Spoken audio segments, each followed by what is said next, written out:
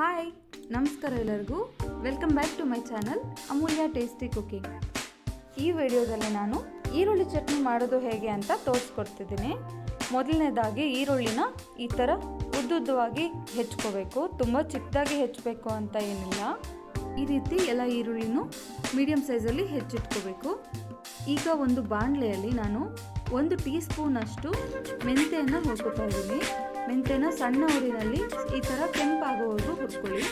ಆಮೇಲೆ ಖಾರಕ್ಕೆ ತಕ್ಕಷ್ಟು ಒಣಮೆಣಸಿನ್ಕಾಯಿನ ಹುರ್ಕೋಬೇಕು. ನೀವು ಅರ್ಧ ಬ್ಯಾಡ್ಗೆ ಅರ್ಧ ಗುಂಟೂರು ಕೂಡ ಹಾಕೋಬೋದು. ನಾನಿಲ್ಲಿ ಬರೀ ಗುಂಟೂರು ಮೆಣಸಿನ್ಕಾಯಿ ಹಾಕಿದ್ದೀನಿ. ನಾನು ಅರ್ಧ kg ಈರುಳ್ಳಿ ತೊಗೊಂಡಿದ್ದೀನಿ. ಅದರ ಅಳತೆ ಪ್ರಕಾರ ನಾನು ಎಲ್ಲ ಪದಾರ್ಥಗಳನ್ನ ತೋರಿಸ್ತಾ ಇದ್ದೀನಿ. ಹಾಗೆ ನೋಡಿ, 1 ಹಿಡಿಯಷ್ಟು ಕರಿಬೇವಿನ ಎಲೆನ ಅದೇ ಬಾಣಲೆಯಲ್ಲಿ ಹಾಕಿ ಗರಿ ಗರಿ ಆಗೋವರೆಗೂ ಹುರ್ಕೋಬೇಕು. ಕರಿಬೇವು ಹಸಿ ವಾಸನೆ ಹೋಗಿ ಗರಿ ಗರಿಯಾಗಿ ಹುರ್ಕೋಬೇಕು. ಹಾಗೆ ಈಗ ಈರುಳ್ಳಿ ಚಟ್ನಿಗೆ ಹುಣಸೆಹಣ್ಣು ನೆನೆಸ್ಕೊತಾ ಇದ್ದೀನಿ. ಒಂದು ಸಣ್ಣ ನಿಂಬೆಹಣ್ಣಿನ ಗಾತ್ರದಷ್ಟು ಹುಣಸೆಹಣ್ಣನ್ನು ನೀರಲ್ಲಿ ಹಾಕಿ ತೊಳೆದು ನೆನೆಸ್ಕೋಬೇಕು. ಈಗ ಇನ್ನೊಂದು ಬಾಣಲೆಯಲ್ಲಿ ಸ್ವಲ್ಪ 2 ಚಮಚದಷ್ಟು ಎಣ್ಣೆ ಹಾಕಿ ಹೆಚ್ಚಿಟ್ಕೊಂಡಿರುವಂತಹ ಈರುಳ್ಳಿ ಹಾಕ್ತಾ ಇದ್ದೀನಿ. ಈರುಳ್ಳಿ ಹಾಕಿದ ತಕ್ಷಣ ಸ್ವಲ್ಪ ಉಪ್ಪು ಕೂಡ ಹಾಕ್ತಾ ಇದ್ದೀನಿ. ಸ್ವಲ್ಪ ಬೇಗ ಬೇಯುತ್ತೆ ಹಾಗೂ ಈರುಳ್ಳಿ ರುಚಿಯಾಗಿ ಕೂಡ ಇರುತ್ತೆ. ಈರುಳ್ಳಿ ಸ್ವಲ್ಪ ಕೆಂಪಾಗೋವರೆಗೂ ಹುರಿಬೇಕು. ಚೆನ್ನಾಗಿ ಕೆಂಪಾದಷ್ಟು ಕೂಡ ಈರುಳ್ಳಿ ಚಟ್ನಿ ತುಂಬ ಚೆನ್ನಾಗಿರುತ್ತೆ.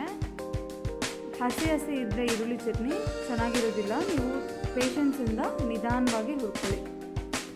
ಈರುಳ್ಳಿ ಇಷ್ಟು ಕೆಂಪಾದ ನಂತರ ಸ್ವಲ್ಪ ಮಧ್ಯದಲ್ಲಿ ಗ್ಯಾಪ್ ಮಾಡಿ ಅದಕ್ಕೆ 1 ಚಮಚದಷ್ಟು ಎಣ್ಣೆ ಹಾಕಿ ಬೆಳ್ಳುಳ್ಳಿನ ಹಾಕಿ ನಾನು ಹುರಿತಾ ಇದ್ದೀನಿ.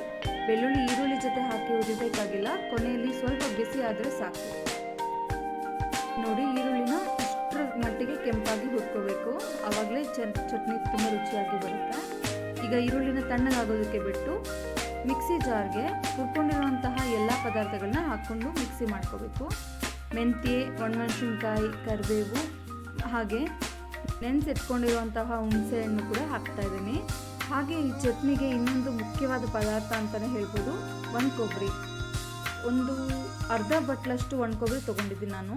ಇದನ್ನು ನೀಟಾಗಿ ಪೌಡ್ರ್ ಮಾಡಿ ಹಾಕ್ತಾ ಇದ್ದೀನಿ. ಹಾಗೆ ರುಚಿಗೆ ತಕ್ಕಷ್ಟು ಉಪ್ಪು, ಹಾಗೆ ಸ್ವಲ್ಪ ಬೆಲ್ಲ ನಿಮ್ಮ ರುಚಿಗೆ ಅನುಸಾರವಾಗಿ ಅಡ್ಜಸ್ಟ್ ಮಾಡ್ಕೊಳ್ಳಿ. ನೋಡಿ, ಈ ರೀತಿ ದರದರಿಯಾಗಿ ರುಬ್ಕೊಂಡಿದ್ದೀನಿ.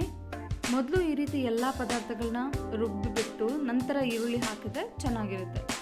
ಇದು ನೀರು ಹಾಕದೆ ರುಬ್ಬಿ ಕೂಡ ಇಟ್ಕೋಬೋದು. ಇದು 3 ರಿಂದ 4 ದಿನ ಕೆಡದೆ ಇರೋ ಹಾಗೆ ಇರುತ್ತೆ. ನಿಮ್ಮ ಫ್ರಿಜ್ಜಲ್ಲಿ ಇಟ್ಕೊಂಡ್ರೆ ನೀವು ಇದನ್ನು 5 ರಿಂದ 6 ದಿನ ಬಳಸ್ಕೋಬೋದು. ನೋಡಿ, ಇಷ್ಟು ನುಣ್ಣಗೆ ರುಬ್ಕೋಬೇಕು. ನಿಮಗೆ ನೀರು ಬೇಕು ಅನಿಸಿದ್ರೆ ಒಂದು 2-3 ಚಮಚದಷ್ಟು ಹಾಕಿ ರುಬ್ಕೋಬೇಕು. ಇದನ್ನು ನೀವು ಜಾಸ್ತಿ ದಿನ ಇಟ್ಕೊಳ್ಳಲ್ಲ ಅನ್ನೋದಾದರೆ ನೀರು ಹಾಕಿ ಕೂಡ ರುಬ್ಕೋಬೋದು. ಅಥವಾ ಗಟ್ಟಿಯಾಗಿ ರುಬ್ಬಿ ಫ್ರಿಜ್ಜಲ್ಲಿ ಇಟ್ಕೊಂಡು ಯಾವಾಗ ಬೇಕೋ ಆವಾಗ ಸ್ವಲ್ಪ ತಗೊಂಡು ಈ ಥರ ನೀರು ಹಾಕಿ ಮಿಕ್ಸ್ ಮಾಡ್ಕೊಂಡು ಕೂಡ ಬಳಸ್ಬೋದು. ಈ ಚಪಾತಿಗೆ, ದೋಸೆಗೆ, ಅನ್ನಕ್ಕೆ ತುಂಬಾ ಚೆನ್ನಾಗಿರುತ್ತೆ. ಹಾಗೂ ಮುದ್ದೆಗೂ ಕೂಡ ತುಂಬ ಚೆನ್ನಾಗಿರುತ್ತೆ. ನೀವು ಕೂಡ ಇದನ್ನು ಟ್ರೈ ಮಾಡಿ ಹೇಗೆ ಬಂತು ಅಂತ ತಿಳಿಸಿ. ನಿಮಗೆ ಈ ವಿಡಿಯೋ ಇಷ್ಟ ಆಗಿದ್ದರೆ please like, share and subscribe my channel. ಎಲ್ಲರಿಗೂ ನಮಸ್ಕಾರ.